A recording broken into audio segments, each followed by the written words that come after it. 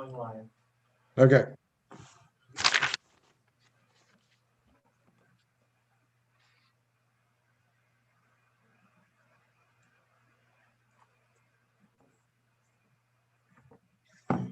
Good evening.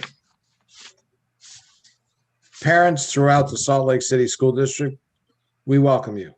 I'm Mike Collins from Ray and Associates, and I have the privilege of being part of our team that has brought you your 3 finalist candidates through an extensive search process that our firm has gone through and offered to your Board of Education. And tonight, as you know, is the 3 of the third, and by no means the last, but the third candidate for you to hear from in the last 3 days. I present to you Dr. Timothy Gadsden, who has a very long and rewarded background. I mean, he's been honored in many, many ways. So without further ado, what we're going to do is ask Dr. Gadsden to share his background with you and who he is and why he's here and what he'd like to do. And then we will get into your questions that we will go through in the next hour. So welcome. It's a pleasure to be with you. Dr. Gadsden, the floor is yours. So I am Timothy Gadsden, the proud son of Timothy Gadsden Jr. and Betty Gadsden, and grandson of Alberta McLeod. I mentioned my 95-year-old grandmother because it was she who predicted that I would be an educator even when I didn't think I was going to be. And I think that's partly because when we would play school, my oldest sister was always a teacher, and she would never allow me or any of my siblings to serve as a teacher. And so I thought I was going to go off and be this corporate giant and make all of the money that was out there and retire early. And so that plan was changed. As a child, my grandmother would ask me to read to her.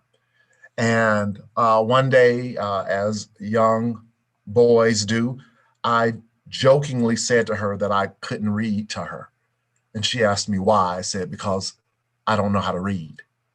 And my grandmother didn't find that funny. She scolded me and told me that it was no laughing matter, that she had left school early because she had to work in the fields in Georgia to help her family. And so because of that, she had very little formal education, and I was more literate than she was. And so that was shocking and surprising to me as a young boy. But again, she predicted that I would be a teacher. She said that reading would open doors for me and that I was going to teach others. So as I said, in college, I decided to major in business economics and followed through on my plan to become this corporate giant and make all of this money. Going into my junior year, the dean of the College of Education approached me and several other Black males from across the university and shared with us that there was a need for more Black males in education. And so we were all bewildered because none of us were education majors and we didn't understand why he was telling us that. And so he made an offer that I couldn't refuse. He said that if I and the other young men decided to keep our major, we didn't need to change our major, but we would have to pick up secondary education courses and complete our student teaching, he would actually pay for our junior and senior year in college. As a business major, that was a wonderful offer. And as I said, I couldn't turn it down. I accepted the offer, did my student teaching, graduated, and accepted a job with Trust Company Bank. I signed a no-compete clause with them. And at that time, prior to me being able to start working, my mother got ill and I had to go home to help out. And in doing that, I had to have a job. And so I realized I had the teaching contract in my pocket. And so I started teaching not because I wanted to, but because I had to, and fell in love with it. The passion that my students had, sometimes crying at night because of what they would share with me, the experiences they were having at home, but the thirst and wanting to learn was just outstanding to me. I encouraged my students to be lifelong learners. And when I complained about our school's administration and what they needed to do better, my mentor teacher said, don't complain about it, do something about it. And that encouraged me to go back to school, take a sabbatical from the district, and work to earn my master's in educational leadership. After I earned my master's, I realized that I wanted to stay and work on my PhD. And so I extended my leave from the district and completed my PhD before returning. When I returned to the district, I was promoted to assistant principal. I've served in the capacity of teacher, assistant principal, district director of secondary curriculum, chief turnaround officer with a private turnaround firm, a director of secondary or high school operations, and associate superintendent. And I currently serve as associate superintendent with Anoka Hennepin School District in Minnesota. I've worked in districts large and small, largest being 212,000 students, smallest being just under 13,000.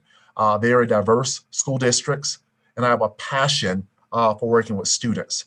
I know that this is one of the only professions where we are the gatekeepers for anything anyone else does in any other career field, and that we touch our future every day.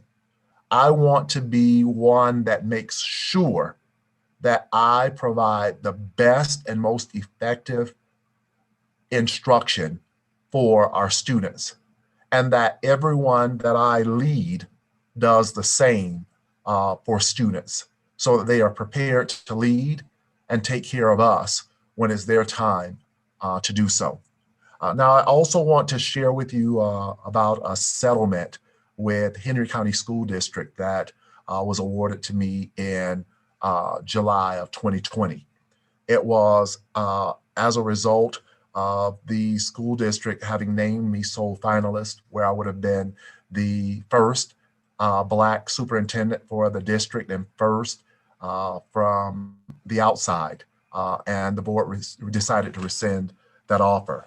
I tried to work with the board to get some resolution. When that didn't work, I had to seek outside assistance, and the settlement was awarded as a result of that.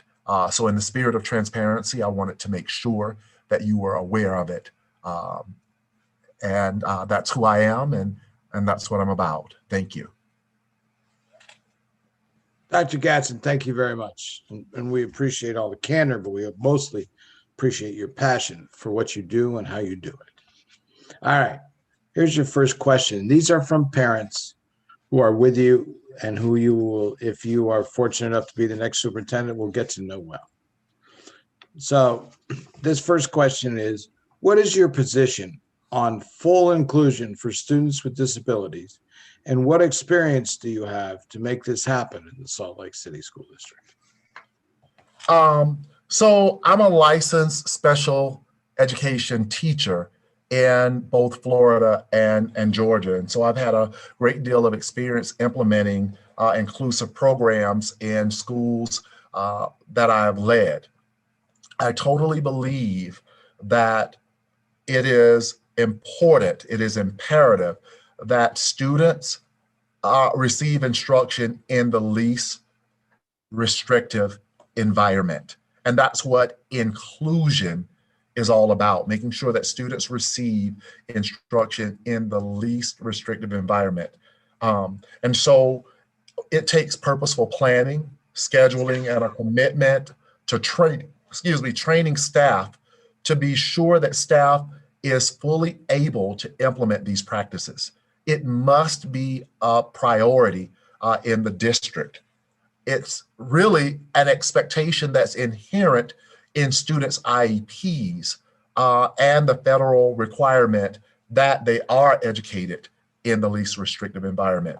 Now, full inclusion, I want to say, is misleading because of the amount of time that students spend in the general education. It's dictated by the students' IEPs and the services that are afforded to students under that IEP. And so while I support the implementation, it's important that we truly understand what full inclusion means, and that it's really a misconception. It's requiring that students are in the least restrictive environment for the most time possible, as is guided by the decisions made by the IEP team. And so I just want to be extremely clear about that. And I can't stress enough that the guiding practice is that students with disability are general education students first. And that's why they must have an opportunity to spend time in the general education program or the inclusion program.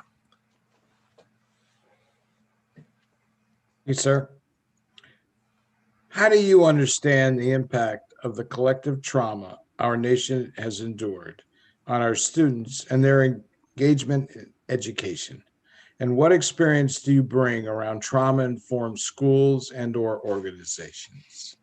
So the pandemic has definitely been traumatic for not only students, but for their families. And I've seen this firsthand in the increased request in my own district from parents and students for mental health supports. One of the benefits that we have there is we have licensed mental health therapists in each of our schools. And as a personal project, that's something that I would like to work on bringing to Salt Lake City School District. So trauma impacts students' ability to learn. When they have to attend and they're worried about stuff, they can't focus on learning. And so trauma has to be addressed, and we have to be very careful not to re-traumatize students. And so it's important that staff understands the types of trauma and triggers, that they understand the effects of trauma on behavior and on learning, that schools understand strategies for de-escalation with students and strategies to prevent re-traumatization of students. And so also we want to make sure that we have strategies in place to prevent secondary trauma. And so as we look at trauma-informed schools, it's important that we have a team that is trained to provide psychological first aid for students.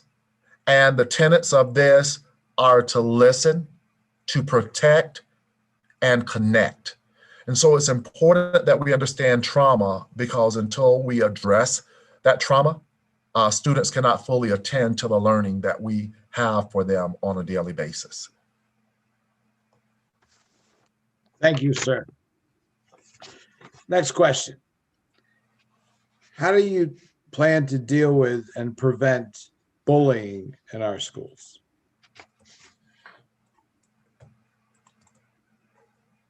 And so bullying is not only a problem here, it is a problem across the nation. And so it's a serious problem that we have got to address.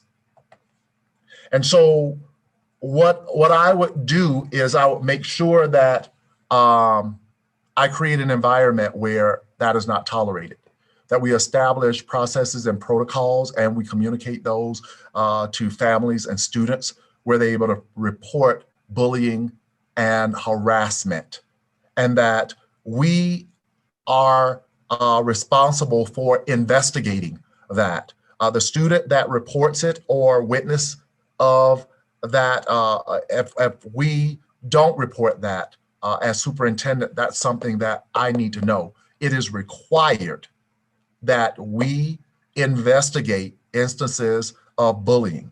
And when we investigate those instances of bullying, we should report back to the student and parent that the matter has been investigated.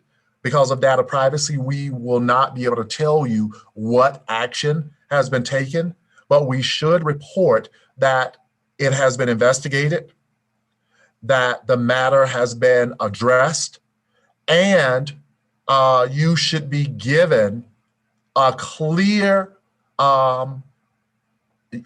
plan for what needs to happen if the bullying continues or if the bullying restarts. And so making sure that we have that process in place so that it is reported, it is properly investigated, addressed, and that there is an action plan that is communicated to the victim of what action needs to happen if the bullying continues. Thank you, sir.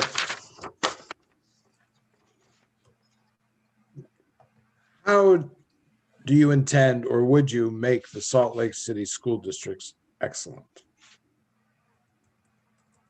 Good question. Yeah, I'm smiling. Good question. And so what we have to do is we've got to create an environment where we provide rigorous instruction for all students. And in order to do that, we've got to make sure that self-selection is a part of the process. And where we don't have students that self-select, that we recommend students that should be in our advanced academic programs, providing the professional learning that teachers need to support all students, providing the intervention services that students need, developing a comprehensive graduation plan to ensure that students meet the benchmarks at each grade level and moves on to the next grade level on grade level, to make sure that we have on-time graduation for striving for 100% of our students graduating on time, that we are providing an environment of inclusion where we understand that special education students are general education students first, where we're partnering with students and families as active partners in the learning process, and we're providing choice to families and students, where we are respectful that some families and students have obligations and that we sometimes have to provide alternative methods to allow students to work toward graduation, and being flexible enough to allow that. Those are just some of the things that I would do to move the district towards excellence. Thank you, sir. How will you deal with school next year amidst possible COVID residue or the post-COVID era? And so I think it's important to understand that we have to follow CDC, the Utah Department of Health, and the Utah State Board of Education's guidance. And I will always do that. I will work my level best to get all students back in school safely, full-time in person, because I think it's very important that students need to be in school, that they need to be able to socialize with their peers in very meaningful ways, so that we can decrease the mental health concerns that our students have as a result of this. And so I will make sure that we continue to follow our mitigation strategies, that staff is fully vaccinated in our district, and that we are prepared to receive all students and provide them with the support that they need to fill those foundational gaps that students are going to have, and to move them forward in next level instruction moving forward.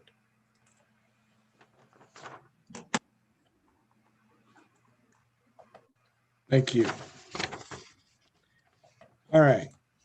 So this question reads, if you were to become superintendent of our district, what would you do to ensure the district not only meets but exceeds all parameters and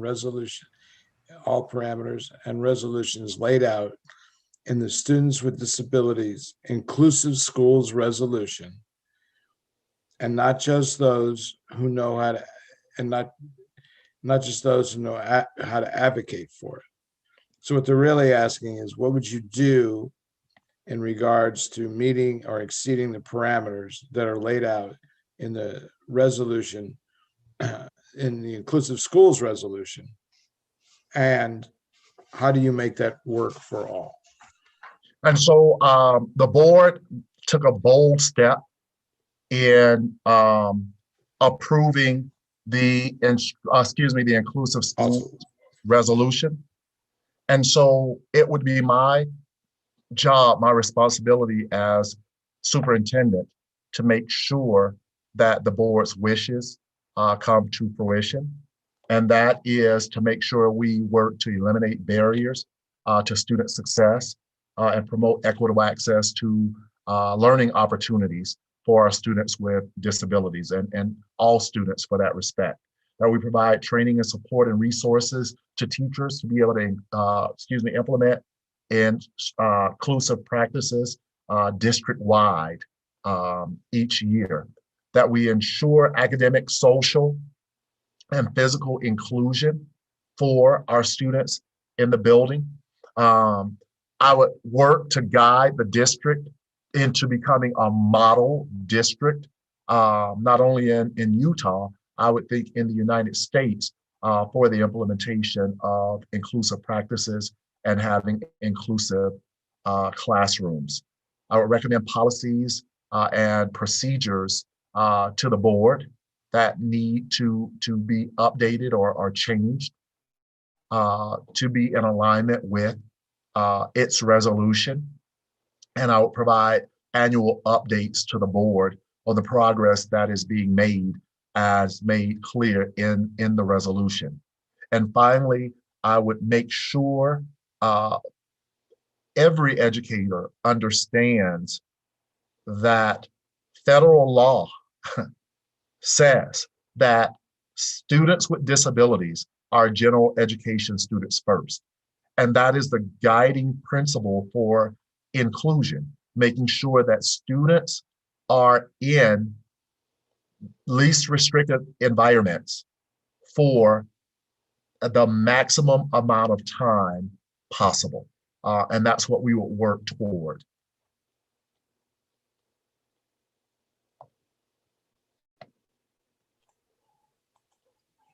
Thank you. How will you manage potential disagreements and difficult conversations amongst the board? They're interesting, and I think it's important to make clear that the superintendent is actually an employee of the board. I want to go on record and be extremely clear that I understand governance and the superintendent's role with the board supervising the superintendent. But in my role as superintendent, it would be important for me to help the board stay focused, understanding that our primary business is students, and we need to stay focused on what is best for students. If there is a disagreement, I would organize a meeting between those parties, of course, being mindful of the open meeting laws of the state that we must adhere to if ever we're going to have a board quorum, that meeting would need to be public. So I would work to ensure that I understand each member's perspective. And if the disagreement is so great that I have to shuttle between the parties to really understand what's going on and help them understand and hear the other side, I'm willing to do that work. I would try to make sure we avoid any personal accusations. This is professional, and we need to keep the personal out of this. I would help, where possible, help the board members to come to compromise, because we are a team and we've got to work as a team. And then I would finalize any agreement between them to make sure that we continue to have a good working relationship and that we represent the work and the expectations that our stakeholders have for us. And so that's what I would do as an employee of the board. Thank you, sir. How will you ensure that the diverse student body that the district serves has access to educational equity?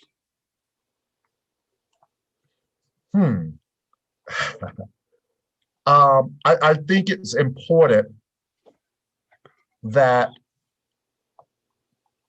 we provide rigorous access for students to high quality and rigorous programs.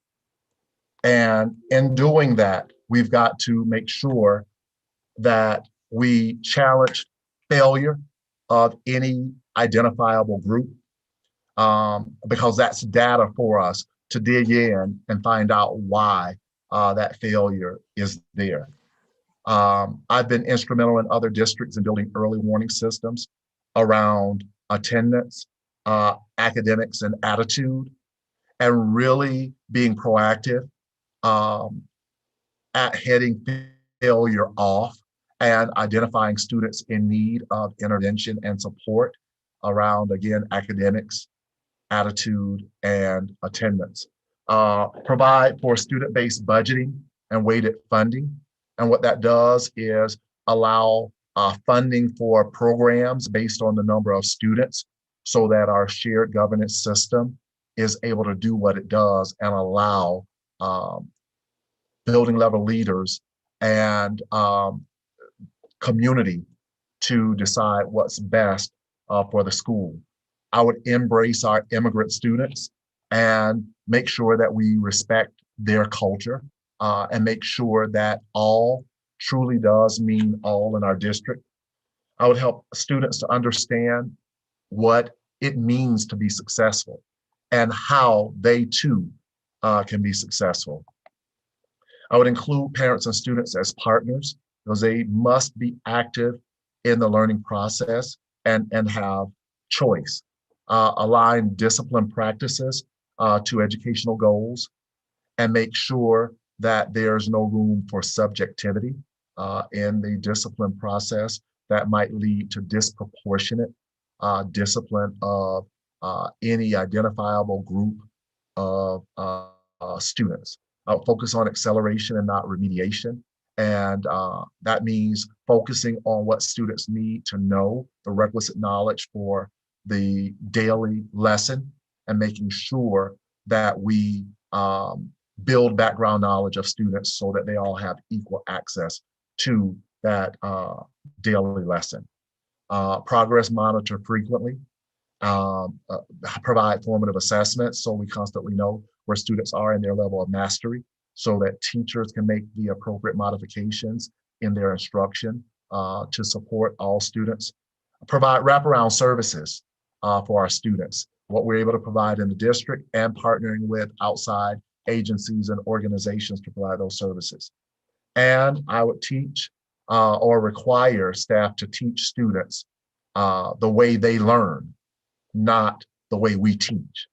And so personalizing that instruction and really focusing on what students need and the way they need it, and not forcing them to adapt to the way we teach it. Thank you. What actionable steps will you take to ensure equitable access to social emotional learning and school mental health services are available to students, educators, and staff within the district? And so one of the things I would do is through our education assistance program, employee assistance program, with our insurance carrier, I would make sure that we have a dedicated line where staff are able to call for assistance and get that assistance with the insurance that they carry. Every insurance carrier typically offers some type of employee assistance program that allows them to take advantage of therapeutic and mental health services.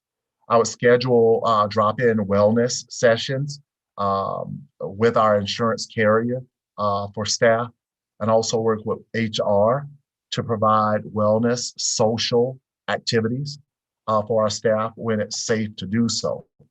For students, I would make sure we implement a strong student services model involving people like school psychologists, social workers, school counselors, the teachers, training them to make sure that they are able to identify students in need of support, making sure that we include administrators in that process, and also preparing students and training students on how to reach out and ask for that assistance, or their friends making appropriate referrals for assistance for their friends if they identify that they're in need. I'm personally going to work on trying to secure funding for mental health therapists in each of our schools. I think that's needed, and it's something that we're doing in my current district, and I think would be of benefit to our students in the district. Also provide ongoing staff training and implement social emotional learning activities on a regular basis at all levels in our district. And so having a research-based social emotional learning curriculum that we're able to implement with fidelity that's age and grade appropriate is something that I definitely want to make sure we have in place.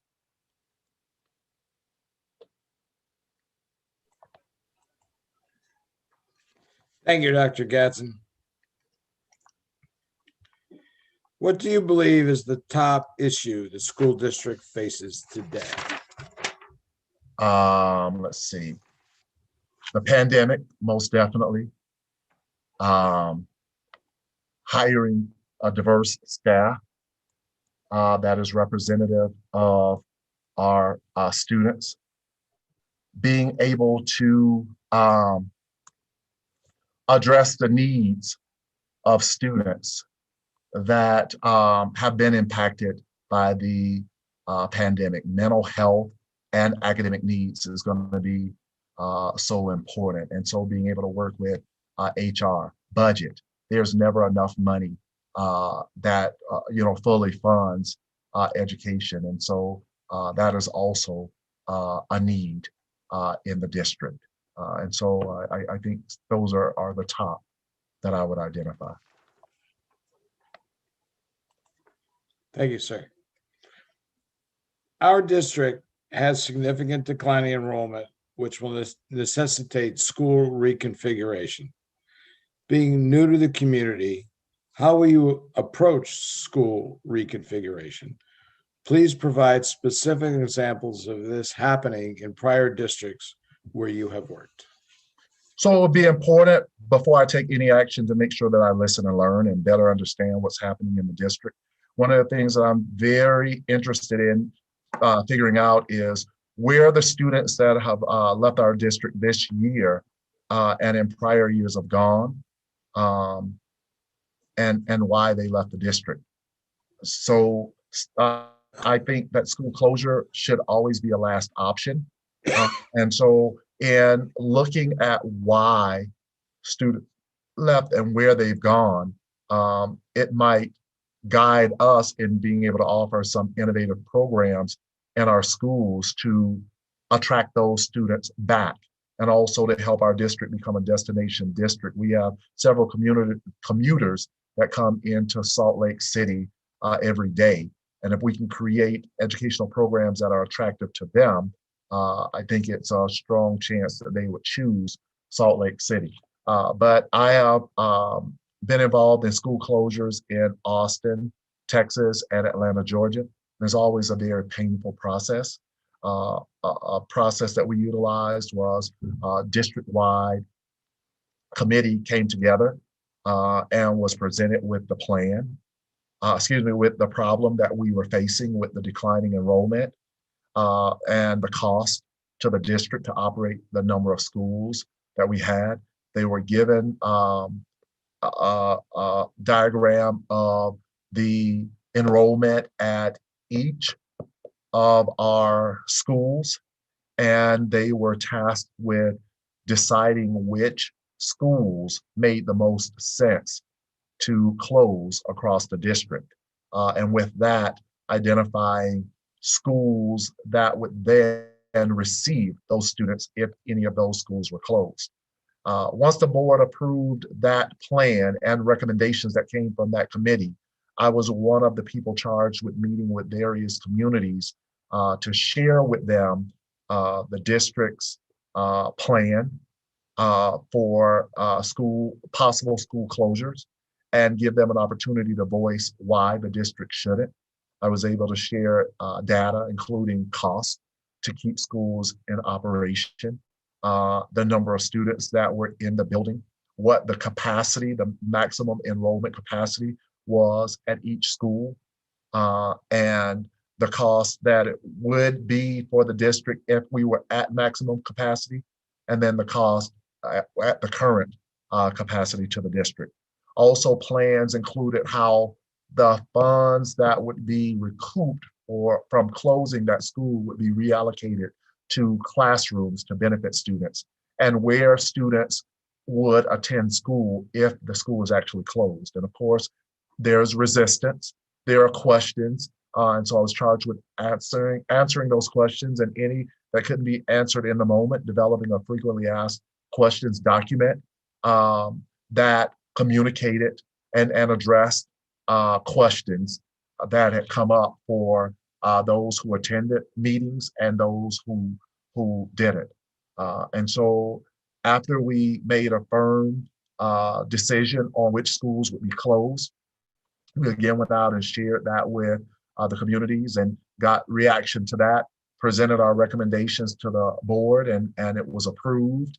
And we worked to close those schools in those districts. But again, I say that school closure should be a last resort. Thank you, sir. How would you stand up against the political establishment trying to dictate terms of how to govern schools? So I would work with the board to identify who the key legislative players are that I should get to know and build a relationship with, so that I can have conversation with them. I would collaborate with our local superintendents, and also join and become a member of the State Superintendents Association. It's very important that when superintendents speak, they speak with one voice, because lobbying as an individual district tends to fall on deaf ears. But when we lobby as multiple districts, and definitely through the Superintendents Association, lobby as all districts in the state, our voice is louder and is heard. So I think it's important that I'm a part of that association, and that we use the lobbying power of that association. But also working to make sure we communicate legislative priorities and ask for support from our legislators. One of the things that we do in my current district is twice a year we invite those legislators out to our district for a meeting. And we have conversations about our legislative priorities. We have conversations about decisions that they made and how it impacts our schools and how it looks on the ground, so they're informed. And we ask that they consider supporting our legislative priorities with their colleagues and help our district. And so I would definitely want to work with those legislators that represent Salt Lake City and enlist their help to do what's best for our school district and for our state. Thank you. Our district has had shared governance as part of our school culture since 1974. What are your thoughts about shared governance? What will you do to improve the shared governance culture within the district? So I need to take time to really observe it in action. But I can tell you as a principal, I benefited from site-based management or shared governance because every school has its own personality and no one knows best what needs to happen to address the needs of students and staff than those who are closest to it. And so I fully support shared governance and am excited about the innovation that it inspires, that it allows for autonomy to address those staff and student needs in a non-cookie cutter way. And I believe in that. When we implement cookie cutter programs, that leads to compliance, and that compliance leads to lowered student achievement, in my opinion. And so the benefits of shared governance far outweigh any costs associated with them. And so what would I do to improve the system? Nothing initially, because I need to take time to listen and learn and really see what's going on, what's working, what's not working. I might suggest training because we can all get better with our practice. And so coming in to the district, if anything, I would suggest training and just helping people to really understand what shared governance and site-based management is all about, the benefits of it, and how to do it well. But that's all I can see until I really get into the district and have an opportunity to observe it in action. Thank you, sir. What do you think you will enjoy about living and working here? And what do you see as a challenge about living here? So I know locals might look at me because I'm told that they don't swim in the Great Salt Lake, but I think I will enjoy taking at least one dip one time in the Great Salt Lake. I think I'll enjoy the diversity of the community and food. I'm a foodie, so I will definitely visit the eateries to see where the best eats. I think I'm going to enjoy working with a staff that's truly committed to working to improve the educational outcomes of students and that are truly committed to equity, diversity, and being inclusive for our students. I think the biggest challenge for me will be the distance from my immediate family, but I've already overcome that challenge living in Minnesota. And that simply means I will have a great number of frequent flyer miles because it's my understanding that the airport is pretty much 15 minutes from anywhere that I would live in the district.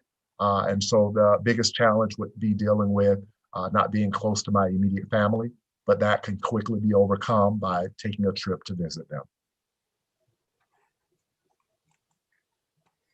Thank you. Final two questions. I know you didn't think the day would ever end, but it's coming. All right, sir. Please talk about your experience improving secondary schools. What do you think are some keys we can improve our secondary schools in terms of integrating diversity, improving academics, and creating strong school culture? So a huge swath of my career has been devoted to transforming and improving secondary schools. As I shared with you, I was a chief transformation officer, and as associate superintendent, I work with low performing schools and help implement um, transformation turnaround plans in those schools. So I served as principal of schools that were in need of improvement, and um, my success in helping those schools to improve led to the superintendent asking me to become the district director of secondary curriculum and school improvement as a testament to my work in Palm Beach County School District. And then, as I said, chief transformation officer as a result of that work. And so I've collaboratively designed school turnaround plans with leaders all across the United States and down into the Virgin Islands. I've led closing the achievement gap observations, where we do comprehensive reviews of what's being implemented in buildings, and then develop a comprehensive action plan to address concerns and strengthen those things that we found that were a positive benefit to students. Likewise, I've been able to conduct comprehensive needs assessments, and that included root cause analyses as I work to help leaders develop their own plans for improving their schools. It's about asking the right questions, being on the ground to see what's in action, making sure that you have content area experts on the ground to visit classrooms and see what's happening, talking with students. Students are active in the process, and the teacher and student are in the class every day. Students can tell us what's working for them, what's not working, and recommend what they need to be fully engaged and be at their best when learning. And so it's important that we involve students in the process. I've been instrumental in developing early warning systems around academics, attitude, which is behavior, and attendance, to predict students that will need support and be proactive in providing that support for students. And I have developed comprehensive K-12 graduation plans. And people might ask, what do you mean a K-12 graduation plan? They graduate after 12th grade. Well, on-time graduation starts from pre-K and kindergarten, making sure that students master grade level standards and are prepared to move to the next grade level on grade level, and that they are promoted on time, and that there's an effective transition from elementary to middle school and middle school to high school, that we offer career exploration opportunities for students, that we make sure we focus on literacy and numeracy for students, that we build in a solid foundation of science and scientific knowledge for students, and that we provide the supports in that plan to help and ensure that we are doing that for all students. And so that's some of the work that I have done in buildings, and definitely look forward to doing if hired as superintendent of Salt Lake City. Well, I'm going to disappoint you because I made an error. There's now 2 left, so I apologize. Dr. Gadsden, please give an example of how you would balance conflicting needs of teachers and families. So COVID is a great example that I will provide, and the safety needs and balancing the needs of when some parents wanted students to return to school, and teachers felt it was unsafe for them to be in schools. And so we listened to parents' concerns, and we listened to the concerns of teachers. We worked with medical experts, and the data and the guidance that have been given to us from the state level. And we worked with interest-based bargaining in mind, where we actually looked at what our parents wanted and what our teachers wanted and what we were able to give to each group at that time, because you always work for win-win.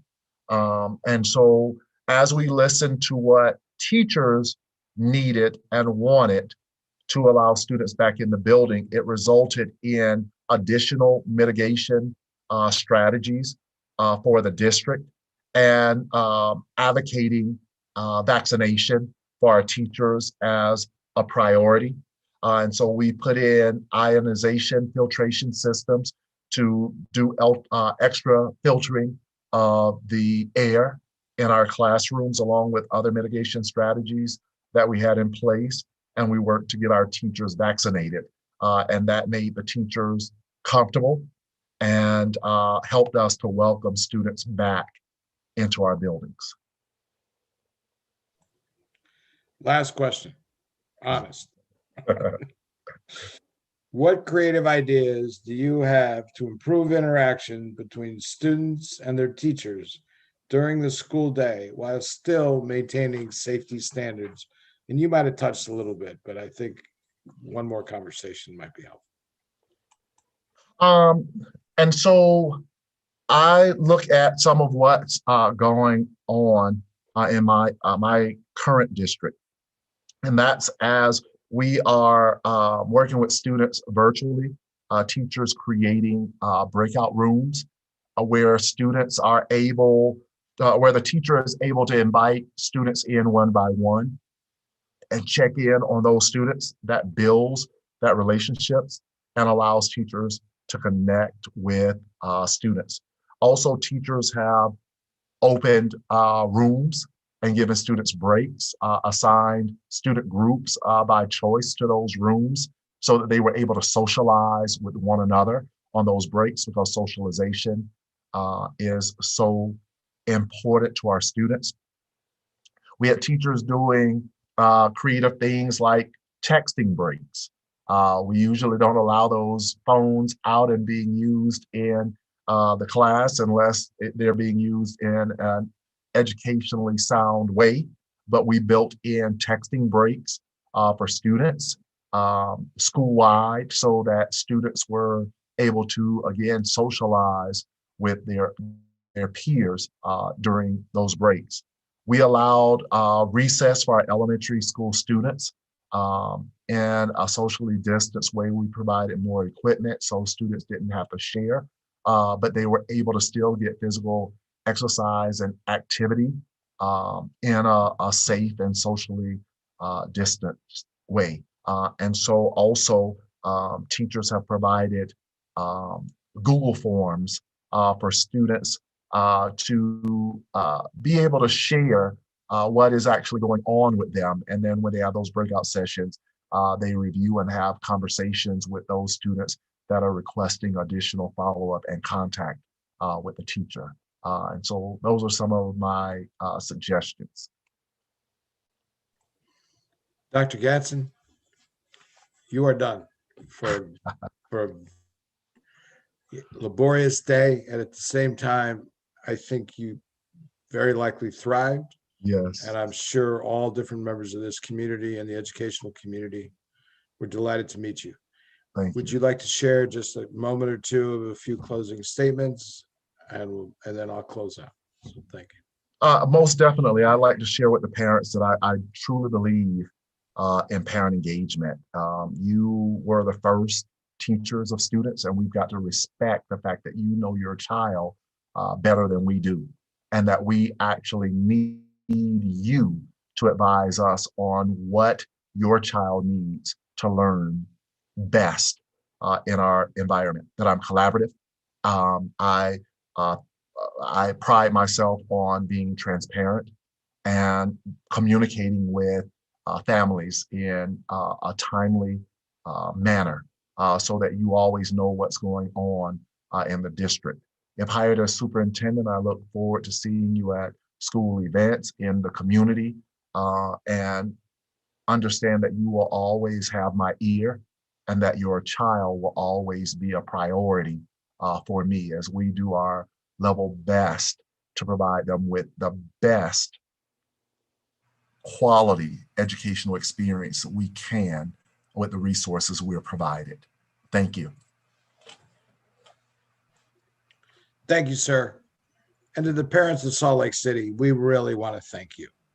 Those that are watching at the moment, those that will watch a little bit over time, you know, when you signed on, there was a thing to click about the impression survey. I'm going to remind you, if you missed it for some reason, go to the Salt Lake City School District website, click on the search button. There is an impression form that will allow you to look at the characteristics that are up there and comment on Dr. Gadsden's, your opinions of Dr. Gadsden's words and thoughts that he has shared with you. Your words and your thoughts are what your school board wants to know. And so you have 24 hours to share those comments, well, less than, actually until 12 noon tomorrow, to move that forward so we can put those in a concise package to deliver to the school board in their deliberations. This is another continued example of the fact that they want your engagement and understand and see your comments and suggestions as they consider making a final decision. Your participation is not only legitimate, it's necessary. So please fill out the impression form, hit send. You know, this is one of those times, instead of don't hit send, hit send. And make sure that that goes forward. And we will put it together as the firm to present to them in a concise fashion. Thank you very much for watching. Thank you very much for being with us. And Dr. Gadsden, thank you very much for sharing the wealth of your experience and all the thoughts that you have accrued over a very, very unique and in-depth history. Thank you. Take care, Godspeed, and most importantly, to all in the audience and to Dr. Gadsden, please be well and be safe.